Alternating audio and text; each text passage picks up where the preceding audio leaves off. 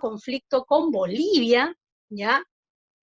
Y hemos tenido conflicto, obviamente, con Chile. Y con Brasil nunca hemos tenido una guerra. Sin embargo, miren todo el territorio que perdimos con Brasil, ¿no? Por cesiones territoriales, ¿no? Pero eso, como les digo, será motivo de otra charla. Pero así vamos avanzando, ¿ya? Y cuando hablamos de independencia, es imposible no hablar de dos personajes que fueron vitales en nuestro proceso. Simón Bolívar y José de San Martín. Y acá yo voy a soltar preguntas que después ya Alejandro se encargará de repente de reunir. A todos nos enseñaron en el colegio esta etapa con estos dos personajes. Y yo les preguntaría, y que para ustedes mismos se ven pensando, ¿cuál de los dos personajes, con cuál de los dos personajes simpatizan más? Piénsenlo. Y ustedes mismos se responden y después vamos a volver a eso más adelante. San Martín llegará primero acá al Perú, como nosotros recordamos, desde el virreinato, de lo que fue el virreinato del Río de la Plata. Argentina, México, son los países que primero se van a independizar, por eso ellos ya celebraron su bicentenario, y Mel, Alejandro, no me van a dejar mentir, Diego tampoco, celebraron su bicentenario ya hace unos años, ¿no? Porque sus procesos de emancipación fueron anteriores al nuestro, ¿ya? Entonces, una vez que ya estaban prácticamente la zona argentina ya independizada, San Martín llega al Perú. ¿Para qué viene al Perú? Para apoyarnos en nuestra independencia. En realidad, la idea es que si el Perú no se independizaba, la independencia del resto de países no estaría asegurada. El Perú era el centro del poder español, ¿ya? Era la zona más importante, como el puerto del Callao, más importante de la corona española. Un funcionario español terminaba su carrera como burócrata, llegando a ser virrey del Perú. Esa era la aspiración máxima. Después ya uno se jubilaba, se iba a su casa, feliz, ¿no? Entonces, San Martín va a venir acá, paso previo por Chile, para apoyar la independencia de la Capitanía de Chile, y llega por estos lares, ¿no? Llega por estos lares, y ¿qué ocurre? Bueno, va llegando poco a poco el virrey La Serna, que recibe información, ¿no?, de que ha llegado esta campaña expedicionaria desde el sur, y en algún momento San Martín con el virrey La Serna hacen un acuerdo. El virrey La Serna le dice, mire, yo le dejo a usted entrar a Lima y yo me voy hacia la sierra. Esto es interpretado como que mucha gente, claro, el virrey tenía miedo, ¿no?, se replegó militarmente. No, el virrey se dio a la sierra para armar un contingente enorme y desde ahí volver a atacar Lima después y neutralizar la independencia. Eso es lo que está planificado. San Martín entra y, como dice Timotiana, un historiador americano, llega a San Martín, el virrey no está, la clase criolla, noble, está muy preocupada porque en este vacío de poder no sabe qué va a ocurrir. Llega a San Martín y, según Timotiana, los limeños aceptarían la independencia por 3 motivos. Por miedo y por miedo. Claro, no saben qué hacer, no quieren perder su estatus, es toda una situación un poco confusa. San Martín les propone proclamar la independencia, pero al mismo tiempo les dice, voy a respetar sus títulos de nobleza, sus títulos de Castilla. No se preocupen. Bueno, ya nos alivia un poco, ¿no? Se sienten más aliviados. Además, traigo un proyecto político. Esto será una monarquía constitucional. Y ahí se arma una polémica. Bueno, muchos limeños decían, bueno, es un sistema que más o menos, de haber salido de una monarquía absolutista a una constitucional, bueno, hay la figura de un rey, ¿no? No era un cambio en 180 grados tampoco. Entonces, se acepta parcialmente, pero otras voces, por supuesto, discuten, pero ¿por qué tenemos que aceptar una monarquía si estamos saliendo de una monarquía? Deberíamos tener un modelo republicano. Y claro, hay una serie de debates entre qué modelo debe decidir el Perú. Si un modelo monárquico constitucional o más bien un modelo republicano. Ahora, ¿cuál es el San Martín? Probablemente es el que tenemos una percepción de San Martín del colegio, ¿no? ¿Qué pasa con este personaje? Se aboca, ¿cuál es el gran error de San Martín? Abocarse al proyecto político, cuando no ha ganado todavía no ha tenido una campaña consolidada frente a los realistas, ¿no? El virrey sigue armando su ejército y él actúa como si ya el tema militar hubiera pasado a un segundo plano. Y en realidad no tiene éxitos militares contundentes. Eso evidentemente le va a restar mucha popularidad en este volátil pueblo limeño, ¿no? Entonces, ello constituye un problema. Como tiene problemas, a pesar de eso, el 28 de julio de 1821 se proclamó la independencia en este famoso cuadro que todos hemos visto alguna vez. Piani los pintó ya hace muchos años, no es un cuadro de la misma época, obviamente Piani lo pintó como 80 años después, más o menos, 100 años después, donde vemos a un San Martín proclamando la independencia frente a un concurrido pueblo, que probablemente debe haber sido la cantidad de gente, más o menos el ambiente, pero les cuento un dato. San Martín llega muy debilitado también de su campaña de Chile y un ejército diezmado. ¿Qué ha pasado? Han sido víctimas de una epidemia. ¿Ya? Han sido víctimas de una epidemia, una terrible disentería, algo parecido a un Vibrio cholerae. Entonces se han deshidratado, el mismo San Martín padeció la peste, ¿no? Y a pesar de ello, consiguieron, ¿no? Consiguieron más contingentes, vinieron más refuerzos, ¿no? En esta especie no llegó a pandemia y tenía otras características, obviamente, pero sí fue bastante golpeado. Entonces ahí está San Martín. Ahora, como tiene problemas en torno al manejo militar, ¿qué hace? Decide tener una entrevista sabe que hay otro caudillo militar llevando una campaña, pero en el norte de Sudamérica, Simón Bolívar. A través de sus asesores deciden reunirse en la famosa entrevista de Guayaquil, hoy día sería Ecuador. Bueno, mucho se ha hablado y no se ha hablado de esta entrevista. En muchos libros, los profesores dijeron, nunca se supo lo que se dijo en esta entrevista. Mentira, sí se sabía lo que se dijo, ¿ya? Sí se reunieron, se tomó nota, y básicamente, ¿qué se discute en la entrevista? 2 puntos se discutieron en la entrevista entre San Martín y Bolívar. Ahora, tengan en cuenta que debió haber sido impresionante. San Martín era un hombre alto, fornido. Para la época rasparía, según algunos biógrafos, del 1,80 m, que para la época era un hombre altísimo. Mientras que un Bolívar delgadito, más enjuto, ¿no? Llegaba al 1,67 m más o menos, pero de un carácter muy tropical, intenso. San Martín era un hombre más pausado, hablaba con calma, razonaba. Bolívar era mucho más, se desbordaba mucho más en carácter.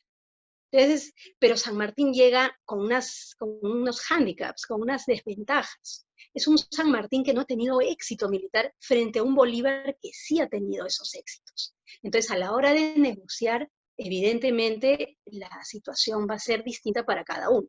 ¿Qué puntos discutieron? Bueno, San Martín quiere que el pueblo que se independice, libre determinación. Cada pueblo decide su destino.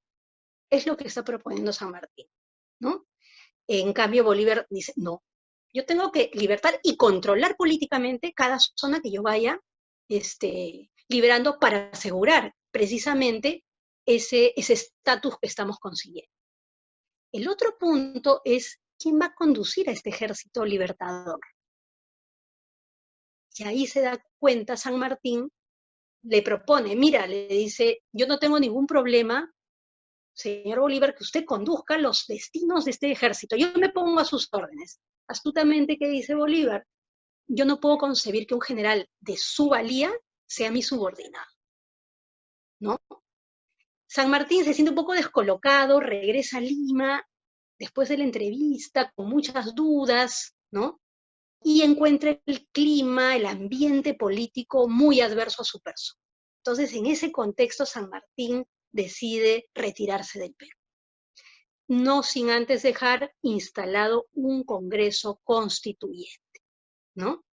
San Martín, que no tenía aparentemente mayores ambiciones, digamos, políticas en el sentido que ustedes se pueden estar imaginando, ¿no? Se retira del Perú. ¿Para qué? Para dejar el paso libre cuando llegue Bolívar. ¿Y quién se va a hacer cargo de la independencia? La independencia quedará a cargo en las manos de los propios limeños, ¿ya? Ese es el punto.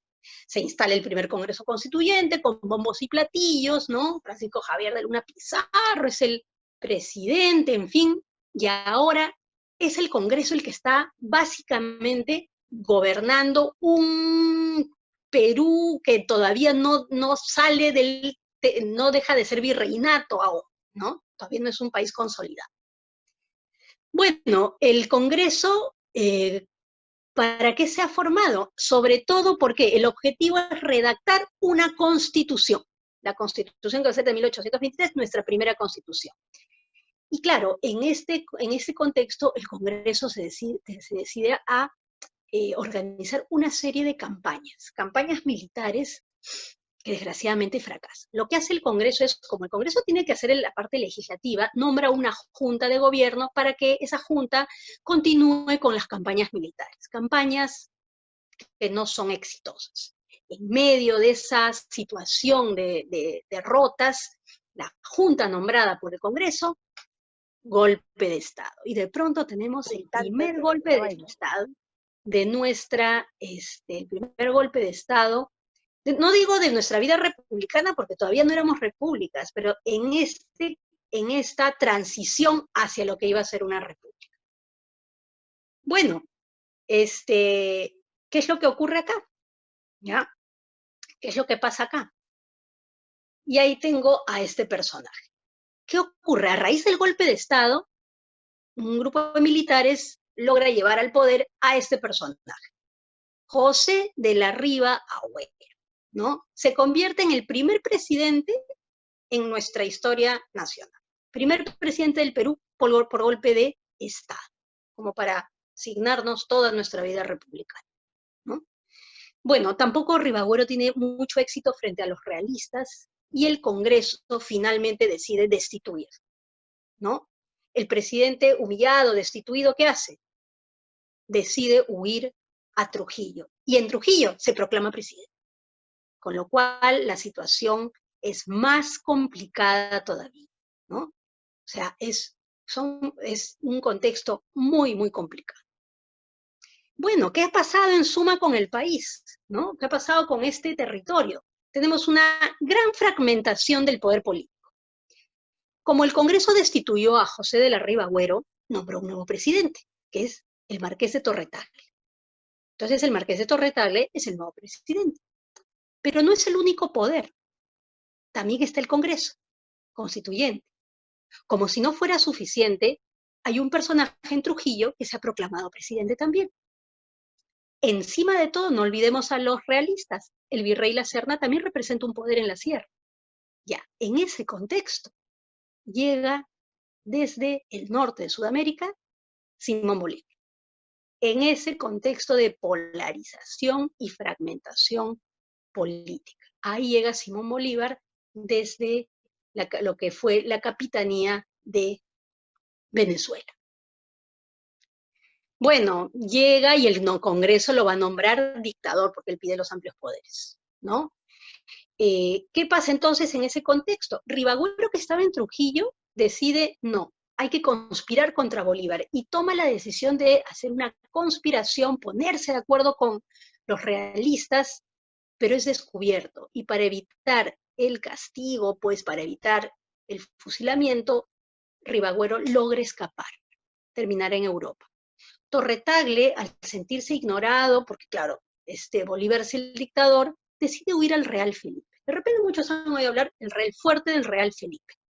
¿Qué era el fuerte del Real Felipe? Era un fuerte militar en el Callao, ¿ya? Que tenía como objetivo resguardar nuestras costas de ataques piratas.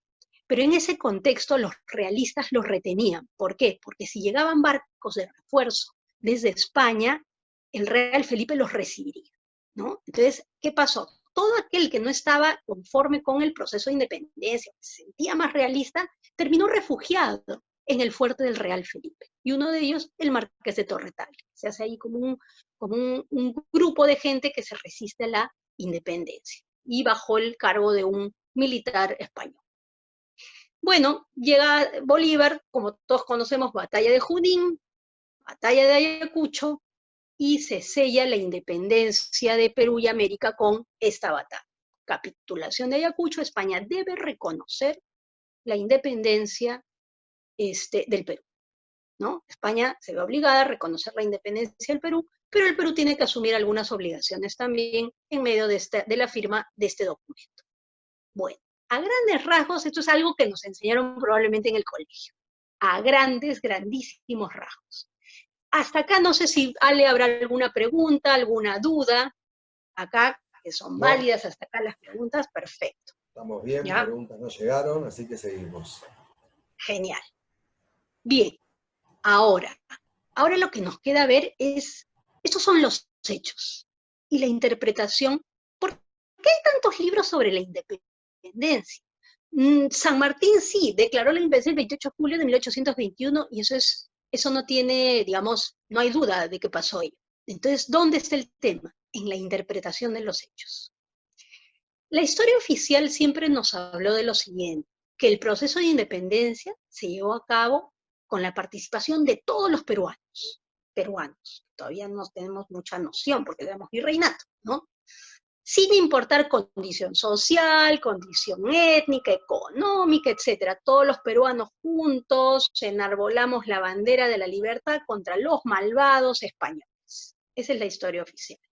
Sin embargo, en los años 70, en los años 70, eh, más cercanos 72, por ahí, cuando íbamos a cumplir cuando ya había pasado el sesqui centenario de la independencia, los 150 años, que además fueron mientras gobernaba Velasco, ¿ya? Dos historiadores, una norteamericana, Karen Spalding, y Heraclio Bonilla, peruano, publicaron un artículo, La independencia y los hechos, la independencia del Perú. En este artículo, Spalding y Bonilla sostienen la teoría de la independencia concebida, que en buena cuenta es, de no haber sido por San Martín y Bolívar, el Perú nunca se hubiera independizado. Decir eso en época del gobierno militar de Velasco era casi traición a la patria, ¿no? Bueno, Velasco, el gobierno militar, Bonilla tuvo que salir del país, Spalding no iba a pisar el Perú, en fin, pero el artículo levantó mucha roncha entre muchos académicos acá porque se atrevían a poner en cuestión la historia oficial. Que tampoco, lo importante de Bonilla y Spalding es que dan una nueva interpretación a partir de la historia oficial. No necesariamente su interpretación tiene que encajar exactamente en la realidad, ni mucho menos, pero sí dio pie a que se abriera el debate por la independencia, ¿no? La postura de Bonilla y Spalding daba la sensación de que los peruanos éramos muy pasivos, tenían que venir personajes de fuera, porque si no hasta ahorita seguiríamos siendo virreinato, ¿no? Ya más adelante, una historiadora que fue mi profesora, Scarlett O'Phelan, historiadora peruana, ella sacó esta obra, fue editora de esta obra, La independencia en los Andes, y ahí ella sostiene que si bien es cierto, había bastante pasividad por parte de los peruanos, no se puede generalizar.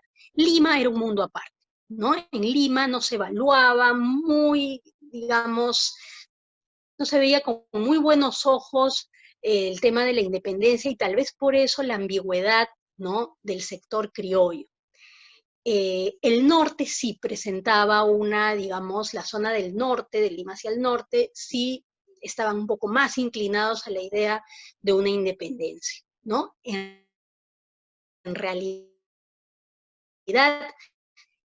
hubo movimientos regionalistas con criollos, eso de independencia, ¿no? Entonces, pero con todo y todo, Scarlett O'Phelan está de acuerdo que sí, que sólido movimiento independentista en el Perú no, digamos, no hay un jefe militar a la altura de San Martín o Bolívar que haya tomado esa iniciativa. Mucha gente peleó y, por supuesto, sacrificó su vida, pero no hay un liderazgo fuerte en ese sentido, ¿no? Que es lo que cuestionan estos historiadores. Ahora, pero también hay que recordar lo siguiente. Cuando en el colegio nos enseñaron la guerra de independencia, ¿qué nos dijeron de repente los profesores? El ejército peruano y el ejército español. No es así, necesariamente. Porque si yo digo ejército peruano, ¿qué puedo pensar? Que este ejército está compuesto por peruanos, obviamente. ¿Y qué podríamos ser peruanos? Bueno, mestizos, nativos, criollos, ¿no? Y el ejército español, todos son españoles. Bueno, en realidad es ejército realista y ejército patriota. Realistas son los que están con el que no quieren independencia. Patriotas, el que quiere la ruptura. Pero ¿dónde está la peculiaridad? Que cada ejército tenía una composición social y étnica prácticamente similar. De cada 10 soldados del bando realista, 4 eran españoles traídos directamente de España. El 40% eran peninsulares, ¿no? Entonces, eso nos lleva a cuestionarnos, y por eso en este bicentenario, un poco distraídos con la pandemia, los historiadores entrarán y nos enfrascaremos en la gran discusión de si fue una gesta independentista o una guerra civil, ¿no? Esa es, digamos, la idea, ¿no? Que nos lleva a estas reflexiones. O sea, no es un proceso necesariamente como lo vivió Argentina, como México, o de repente las 13 colonias norteamericanas, ¿no? Es un proceso muy peculiar y ya vemos por qué. Ahora, solamente esta es una línea de tiempo para recordar, ¿no? Bueno, ¿pero qué? ¿Y dónde están los virreyes? Claro, Cigarro desde Abascal, que es uno de los virreyes ya, uno de los últimos virreyes, Pezuela, ¿no? De ahí viene Virrey La Serna, entra San Martín, tenemos este paréntesis en que los limeños están encargados un poco del proceso en sí, y de ahí Bolívar, ¿no? Ahora, ¿cuáles eran los planes de Bolívar? Que el Perú, Bolivia, porque eh, hace, digamos, de alguna manera fomenta la sección del Alto Perú, nace Bolivia, más la Gran Colombia, todo eso, todo este conglomerado de territorios pasarían a formar parte de la Federación de los Andes, dirigida, comandada y presidida por Simón Bolívar. Entonces, de haber salido de los, muchos decían, de haber salido de los realistas, pasamos a los gran colombianos, ¿no? En el camino el Perú se desatará de la presencia bolivariana, guerra de por medio, obviamente, como comprenderán, y así iniciaremos más adelante la vida republicana. Ahora, y la población del Perú, solamente para hacer algunos números, miren, en 1791 se hizo se hizo un censo en el virreinato. No es, comprenderán, no es exacto, pero es lo más, digamos, lo más tal vez cercano a lo que podría haber sido la cantidad de personas viviendo en este territorio tan amplio. 1.200.000 almas vivían en el virreinato de Nueva Castilla o virreinato del Perú. Para 1830, han pasado bastantes años, solamente somos 1.300.000. Hoy día somos 32 millones. ¿No? Para que vean más o menos, sí, han habido momentos en que la explosión demográfica ha sido muy fuerte, por ejemplo, sobre todo después a partir de los años 40, 50, hay una explosión demográfica a nivel mundial, ¿no? Bueno, y la sociedad, ante la independencia, la sociedad, si vamos a hablar de la sociedad en general, por ejemplo, sobre todo de Lima, que es de donde se controlaba todo, esta es una sociedad muy heterogénea, sumamente heterogénea, ¿ya? Yo sé que en el colegio, y volvemos a eso, nos enseñaron lo siguiente. En el Perú, la corona española decidió dividir a la sociedad en estamentos, ¿no? En Europa era más fácil, tú podías dividir clero, nobleza, pueblo. Pero en el Perú no era suficiente. ¿Por qué? Porque no solo eran diferencias económicas, sociales, sino también en la mirada de los españoles raciales. Entonces, tenías que establecer república de españoles, república de indios. Eran, como decir, dos repúblicas, ¿no? Cada uno pertenecía, bueno, se acomodaba a la república que le correspondía. La república española, ¿quiénes eran? Peninsulares y criollos. Criollo es el descendiente de españoles de varias generaciones ya nacido en América, ¿no? Y también era una composición variada, porque había desde titulados, desde títulos de Castilla, hasta gente muy humilde, campesinos, labriegos, comerciantes, chiquitos, ¿no? Toda esta amalgama. Al otro lado estaban la República de Indios, que también estaba dividida entre los indios de la nobleza, o indios con privilegios, que podían montar a caballo, usar armas, tenían dinero. Un ejemplo de nativo o indígena noble sería Tupac Amaru, por ejemplo, ¿no? Un hombre que era muy culto, había sido educado por jesuitas, sabía hablar quechua, latín, español, un hombre con mucha posición, una posición económica bastante holgada, ¿no? Y los indios del común, que eran los que tenían que trabajar, hacer la mita, etc. Ese es el orden que concibió la corona española. Y los mestizos no existen. Para la corona española oficialmente no existen. ¿Pero por qué? Porque generalmente era lo que pasaba también en España. La mayor parte de mestizos eran no eran productos de matrimonio, sino de relaciones extramaritales. Entonces es lo que en España se llamaba la bastardía. Por tanto, tampoco están reconocidos. No tienen, digamos, leyes que los amparen. No heredan, no reclaman apellido, nada de esa situación. Y así fue el Perú hasta entrado un poquito el siglo XX, ¿no? Todos los hijos eran naturales y hijos legítimos, ¿no? Entonces, así obraba esta. Ahora, no vayan a pensar ¿cómo era la ciudad de Lima? No vayan a pensar que no existía la noción de barrio residencial, por ejemplo. No existía. Todos vivían juntos y revueltos. El que estuvieran divididos en repúblicas o grupos con leyes separadas, leyes para cada uno, etcétera, no era sinónimo de que no hubiesen vínculos fuertes. De repente, pues, yo era una criolla, mi comadre era mestiza, mi otra amiga con la que paro era peninsular, uno era un rico comerciante y tenías pues como compadre a un mestizo o un curaca, todos estaban de alguna manera vinculados, ¿no? Por la cotidianidad, etcétera, ¿no? Pero para que vean, una cosa era en la ley, en el papel, y otra cosa era en la práctica.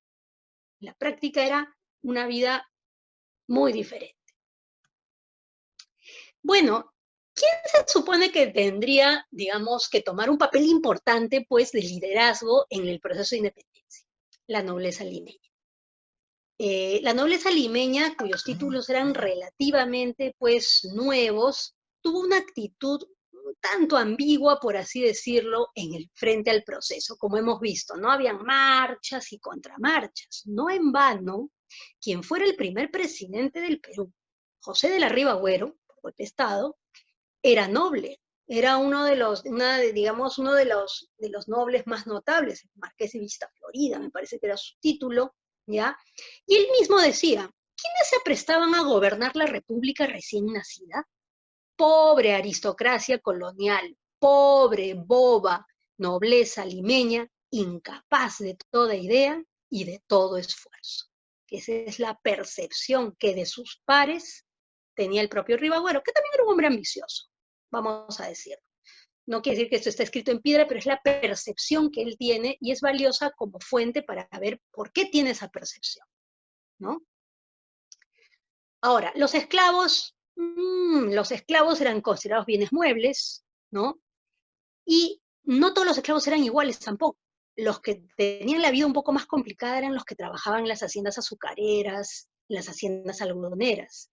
Los esclavos que llevaban una vida un poco más muelle eran los que se dedicaban a servicio doméstico, ¿no? Conducían carruajes, trabajaban dentro de la casa, cocinaban, limpiaban, entonces había también toda una estratificación dentro de los esclavos. ¿Qué partido van a tomar los esclavos? Muchos vieron la independencia como la posibilidad, era el ticket ¿a qué? A la libertad. Otros, ante la incertidumbre y ante ciertos ofrecimientos tal vez económicos o darles particularmente a algunos su libertad, integraron también el ejército realista, ¿no? Era de acuerdo a los intereses que uno tenía o las oportunidades que uno podía ver en un contexto tan complejo. Y las castas. Bueno, les contaré que en el siglo XVIII el virrey Amat mandó a hacer unos cuadritos, que existen los cuadritos, incluso los pueden googlear, ¿ya? Los cuadritos eran para clasificar racialmente a la sociedad colonial. Esto de repente hoy día nos parece, ¿qué es esto? Pero hay que entender que esto es el siglo XVIII. Entonces, esa mirada era para ellos lo más normal y común. La sociedad colonial estaba dividida para los españoles desde un punto de vista racial. Eran 3 troncos: español, africano, nativo. Y sobre eso se hicieron todas las mezclas. Entonces, en los cuadros van demostrando cuáles son las castas. Las castas son las mezclas que se van dando. De español y nativa, mestizo. El mestizo con española, cuarterón de mestizo. Requinterón, ¿no? Y así, si uno tenía, por ejemplo, el abuelo del tatarabuelo había sido nativo, tú ya eras casi limpio de tu origen. Esas eran las nomenclaturas que se daban, o gente blanca, ¿no? En realidad era todo toda una amalgama, por eso la diversidad también de nuestro país, culturalmente hablando también, ¿no? En tiempos que lo que vemos ahora, pues somos toda una amalgama, ¿no? Y ya con el tiempo nuestra diversidad fue creciendo a partir de la llegada de otros grupos que fueron también sumándose al carrito republicano. Ahora, bueno, por ejemplo, uno podría pensar, pero los nativos seguramente eran patriotas. No necesariamente. Hay población indígena que sí estuvo luchando en el bando patriota. Pero, por ejemplo, grupos étnicos como los iquichanos, ¿no? Muchos nativos, los de la zona, gente del centro también, unos huancas, chancas, asumieron que de llegar la independencia, los privilegios que habían conseguido con la corona se esfumarían. Entonces, la idea era proteger tus fueros también, ¿no? Como dijimos, los esclavos en muchos casos vieron a la República como la salida a su libertad. Pero también habíamos dicho, pues efectivamente, con Ayacucho finalmente se sella esta independencia. Ahora, pero Morá, ¿cuándo empieza entonces la República? Entre 1824 y 27 hay una serie de marchas y contramarchas, ¿ya? San Martín ya no está, Bolívar, que quiere hacer su proyecto, y al final el Perú rechaza el proyecto. Y en 1827 el Perú elige al primer presidente constitucional, José de la Mar. Pero casi todo el siglo XIX seremos gobernados por presidentes militares, por caudillos. O entraron constitucionalmente, como el caso de la Mar, o por golpe de Estado, hasta llegar a Balta en 1872, porque recién en 1872 tendremos nuestro primer presidente civil, Manuel Pardo y Lavalle. O sea, toda nuestra vida republicana estuvo signada por los hombres de uniforme, ¿no? Ahora, ¿y qué aprendimos de nuestra historia? Miren, si yo les preguntara qué hitos de nuestra historia son tan importantes, en realidad creo que tendríamos muchos, pero tal vez muchos coincidan con este pequeño cuadrito que yo he hecho. Definitivamente un hito importante, el hito fundamental, es la independencia, ¿no? Porque ahí empieza todo, ¿no? Llevamos nuestra vida republicana y el primer golpe duro que recibe el Perú es la Guerra del Pacífico. Una guerra que en nuestro imaginario nacional nos sigue molestando. ¿Por qué? Por las características de la guerra, ¿no? En fin, solamente para darles una idea. Cuando los soldados, peruanos lograron ganar en el sur, ¿ya? Lograron ganar en el sur. La batalla de Tarapacá, que es la única batalla que logramos ganar en el sur, bueno, algarabía total, y de pronto los soldados peruanos, como dice Francesca de Negri, ¿no? Los soldados se detuvieron y comenzaron a rebuscar en los bolsillos de los chilenos para encontrar, ¿qué? Algún mapa que les indicara por dónde ir. Eso nos habla de una precariedad de Estado que no conocía su territorio. Estamos en 1879, ¿no? ¿Qué cosa encontramos entre la independencia y la guerra Pacífico? Fragmentación política, sí tenemos, check. Inestabilidad política, check. Crisis económica, check. De ello podría poner algunos otros, ¿qué cosa? Algunos otros elementos, algunos hitos, de repente me decía, pero en la época de Leguía, la crisis del 29, la Gran Depresión también, vale. Es Velasco, sí, pero yo Velasco en realidad lo uniría con este desastre que tuvimos, esta situación tan dolorosa que solo hemos vivido más cerca a nosotros. El terrorismo y la crisis de la transición democrática, que fue una época, realmente los que hemos vivido esa época, creo que se nos escarapela el cuerpo cada vez que la volvemos a recordar. Claro, el Perú en los 80 vuelve a la democracia, pero con una serie de elementos complicados que hemos heredado del gobierno militar. Sobre todo, entre otras situaciones, una enorme deuda externa. Y con esa situación tenemos que construir una democracia que estuvo 12 años, ¿no?, paralizada. Y ni bien empezamos, se estrena Sendero Luminoso. Y fueron épocas muy complicadas. Fragmentación social, por supuesto, el desborde popular, inestabilidad económica, inestabilidad política, ¿no? Y de ahí, de pronto hemos aterrizado, ¿no? Parecía que ya habíamos encontrado nuestro norte. Y claro, de repente la crisis de los 80 es gestada por nosotros mismos, que se viene como bola de nieve desde gobiernos anteriores y va tomando características más complicadas, ¿no? Sobre todo en la época del primer gobierno de Alan García, que ya la situación como que se fue de control. Ahora tenemos una crisis sanitaria que, si bien es cierto, es un tema externo, porque es una enfermedad, ¿ya? En 1918 también tuvimos una epidemia, la gripe española, que azotó al mundo. Solamente en el Perú hubo 53.000 muertos. ¿Y cuánta era la población del Perú?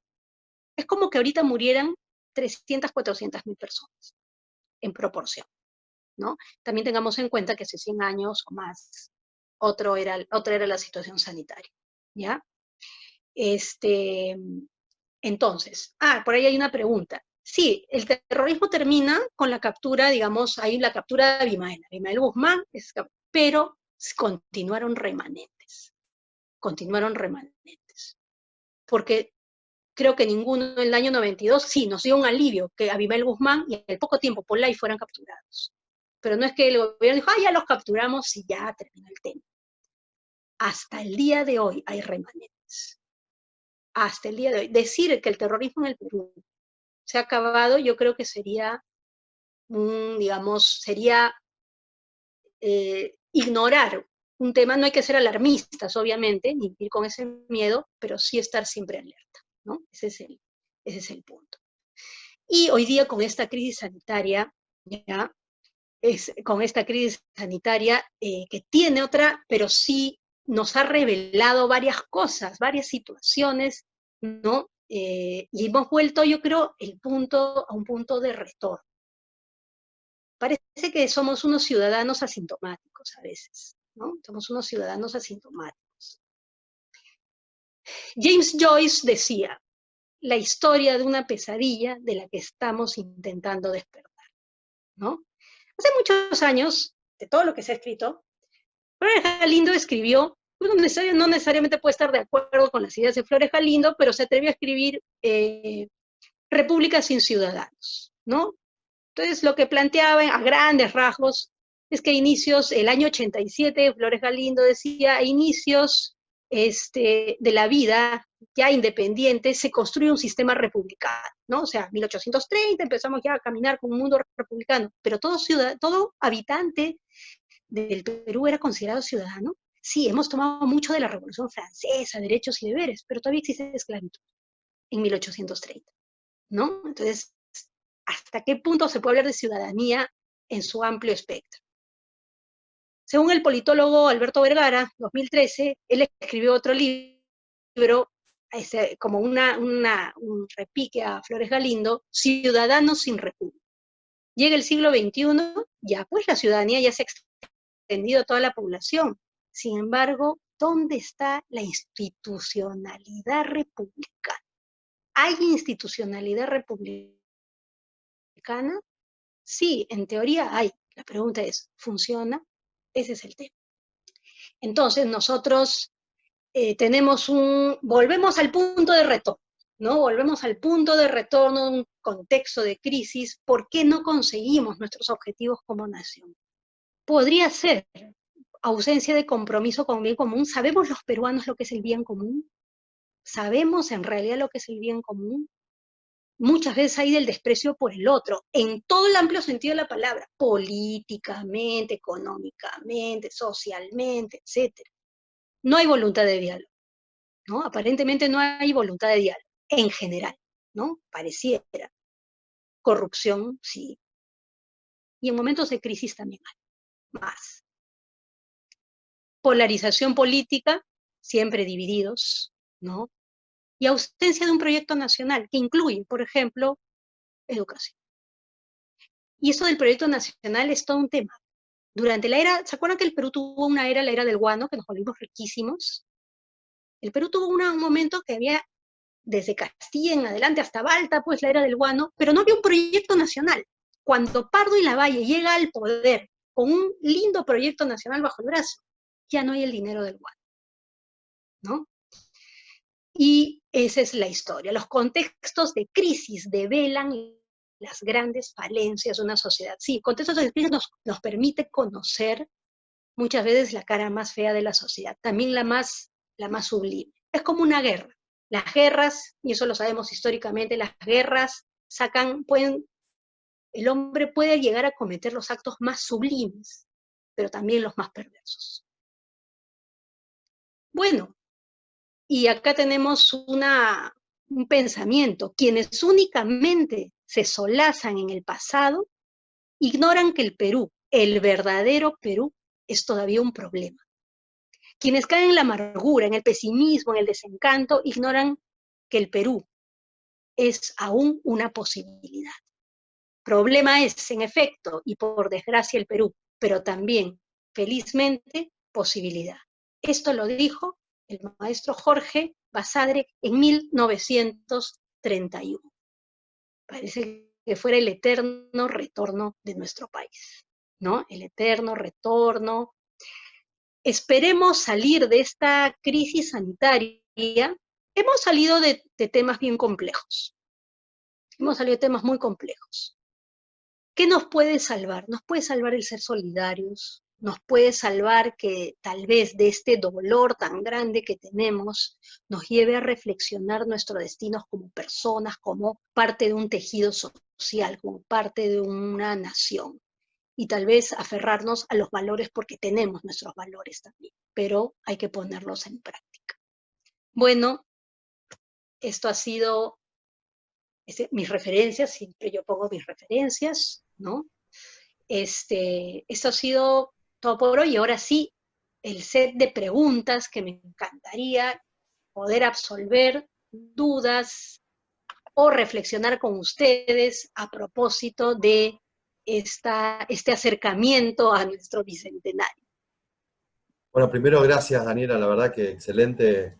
Bueno, acá la mayoría son peruanos, pero también hay algunos argentinos que no sabíamos tanto de la historia y la verdad que una gran clase de 200 años de historia en un poquito más de 40 minutos. Así que primero agradecerte. Sí, hay preguntas, pero antes voy a abusar de mi condición de ser el anfitrión de todos y ser el primero en preguntar una duda que tengo yo. Vos comentaste antes una reflexión que hizo el primer presidente acerca de cómo él veía a la sociedad de Lima y a los peruanos, ¿no? Y lo hacía con de una manera más bien muy particular, podemos decir hasta despectiva, ¿no es cierto? Así es, así es. Ahora, me llama la atención que San Martín y Bolívar también compartían esa mirada. Estuve en algún momento leyendo a partir de, bueno, un poco, hay una serie que tiene cosas interesantes, que es la serie de Bolívar en Netflix. Ah, sí. Y hay un Sí, sí, momento sí. que Bolívar se encuentra con San Martín, ¿no? Y después, obviamente, salí de la ficción y me fui un poco a los libros. Y efectivamente los dos tenían consideraciones realmente duras para lo que era la población de Lima. Tal es así que cuando San Martín planeaba que haya un rey, era porque justamente él no veía a ninguna persona en Perú capaz para gobernar al país.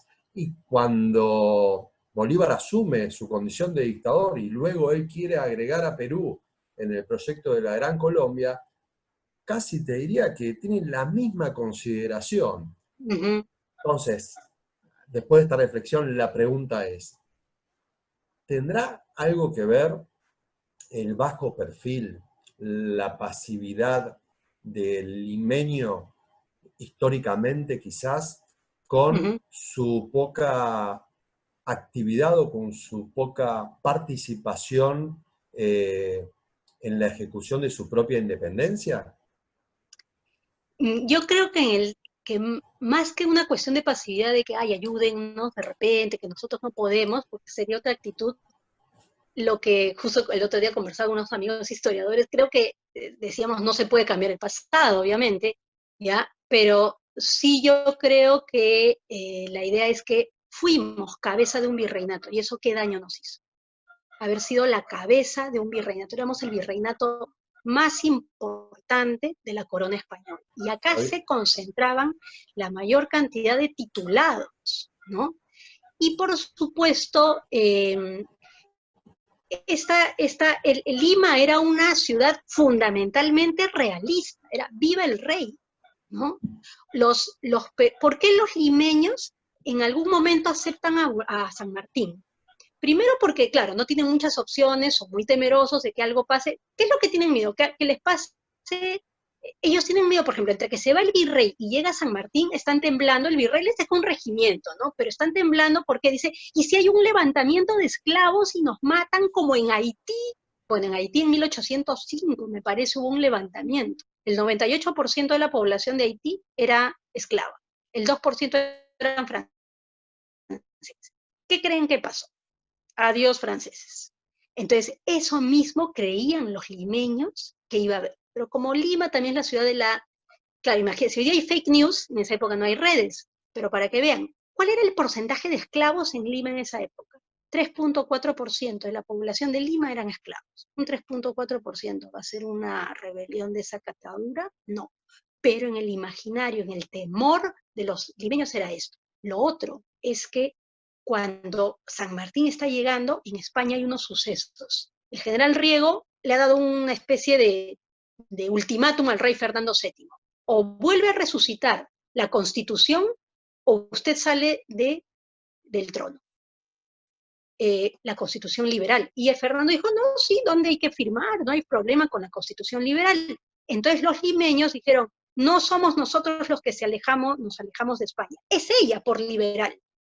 Cuando Fernando sortea este problema y vuelve otra vez a una España más monárquica, los limeños van cambiando de situación y de posición respecto a él. Si por los limeños, es más, algunos historiadores asumen que el Perú debió haber buscado su independencia por sus propios medios. O sea, buscar su gesto independentista cuando estuviese preparado. Es como que todos están metidos en un tren. No, amigo, tú también tienes que ser independiente. No sabemos qué hubiera pasado de ser eso, ¿no? Pero en todo caso es un proceso que vivimos al calor de todos los procesos independentistas. Y claro, la presión externa era muy fuerte. El Perú no podía ser una mancha en Sudamérica, imposible. Estaba en peligro las independencias de los demás. Entonces, yo creo que eso asume, ¿no? Lima es la que toma, para variar, el protagonismo, pero y no hay es como un derrotero que no llegas a encontrar qué cosa, el camino frente a esta situación, ¿no? Entonces, por ahí yo creo que podría ir la cosa también. Bien, ¿alguna Acá otra preguntita? Haslo pregunta por qué en Argentina, bueno, San Martín obviamente es uno de es el prócer más importante, eh, pero por qué hay más reconocimiento hacia Bolívar que hacia San Martín acá en Perú? ¿O es Ah, una más bien, idea, o es una idea que tiene nuestro querido Diego Haslo Bici nada más? no, yo creo que No, hay Haslot, más a a ver, San Martín, más a San eso. Martín. Así es, por eso ahí está al comienzo la pregunta, ¿quiénes sentimos más simpatía? Este, bueno, San Martín siempre lo hemos visto como hombre mesurado, tal vez no le salieron bien las cosas, pero claro, Bolívar es como, ¿por qué? Porque cuando Bolívar llega como decimos con el pie en alto. Lo primero que Bolívar hace, baja del barco y dice, todos los títulos de Castilla han quedado ¿qué? Abolidos. No tiene mucha inteligencia emocional para lidiar con esta nobleza limeña, se le enfrenta demasiado y la nobleza pues ¿no? Le termina tomando más tirria a Bolívar porque siente que los agrede a ellos, ¿no? O sea, siente que los agrede a ellos y finalmente yo creo que por ahí también iría la situación, ¿no? Claro, fue un dictador, por supuesto. San Martín no tenía ambiciones, mejor dicho, no tenía codicia política. No tenía esa codicia política, era un hombre más bien más desprendido, era un militar, él quería conseguir la independencia, y bueno, y de ahí vean ustedes qué hacen. En cambio, Bolívar sí. Alguna vez Porras Barrenechea lo llamó archiegoísta, ¿no? Alguna vez el maestro Porras Barrenechea, ¿no? ¿Alguna otra preguntita más? Sí, acá nos hacen referencia a que Lima es la única capital sudamericana con salida al mar. Sí, Buenos Aires efectivamente. tiene el Río de la Plata, que es casi un mar también, y Montevideo también, ¿no? Pero digamos que es verdad que Lima tiene el mar como su puerta de salida. Es por eso que era el virreinato, era la capital o era el virreinato más importante de la región. Sí, tiene que ver con eso. Cuando Pizarro llegó acá, bueno, primero llega pues llegando por el norte, él funda Lima en 1535, la idea, porque él llega en 1532, ¿no? Y la idea, la primera capital que el Perú tiene brevemente es Jauja, en Junín. ¿Por qué? Porque era un clima muy estable, ¿no? A los españoles les gustó el clima, no era un frío intenso, digamos, la flora, la fauna, y dijeron, este es el lugar. Pero ¿cuál era el problema con Jauja? No tenía salida al mar. Y para cuestiones, eventos comerciales, era fundamental un puerto. En algún momento también se barajó la idea del Cusco, pero se descartó por lo mismo. Hasta que cuando llega por acá, por esta húmeda región, se encuentra Pizarro, pues este era el valle del Limaj, o valle del Rímaj, en quechua de la zona, ¿no? En quechua costeño. Por eso se llama Lima, por el valle del Rímaj o Limaj, ¿no? De acuerdo como lo entendían los españoles. Y Taulinchusco era el curaca, que se encargaba de esta zona, ¿no? Entonces, lo que hacen ellos es darle prioridad ¿a qué? Darle prioridad a la parte, digamos, de conexión comercial con el puerto, ¿no? Claro.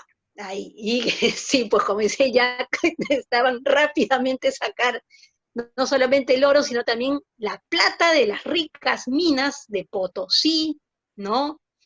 Y seguir, que también era una desventaja, pues, porque no había canal de Panamá. Entonces todo lo que llegaba a Panamá se descargaba, se volvía a poner en un barco, llegaba. Por eso había un contrabando a través del Río de la Plata. Claro, el contrabando llegaba por ahí, al Río de la Plata, y se distribuía, ¿no? Y los comerciantes chalacos, ellos tenían el control, pues, era el monopolio, por eso le ponían el precio a lo que ellos querían. Por eso también muchos no evaluaban la independencia. Ahora que seamos independientes, ¿qué va a pasar con nuestro estatus comercial? Ay, no me conviene esto, ¿no? No es buen negocio. Ese es el tema, ¿no? Bien, ¿alguna otra preguntilla más? ¿Alguna otra pregunta? Yo sí, Unita, sigo teniendo bueno, preguntas. así sí. Adelante, adelante, por favor. Perdón que me metí, es que pregunté y después No, me por arrepentí, favor. pero vuelvo a preguntar. Los primeros presidentes, Ribagüero, no hablo de la mar, Ribagüero, Torretagle, ¿son españoles o son criollos? Son criollos, ¿ya? Son criollos.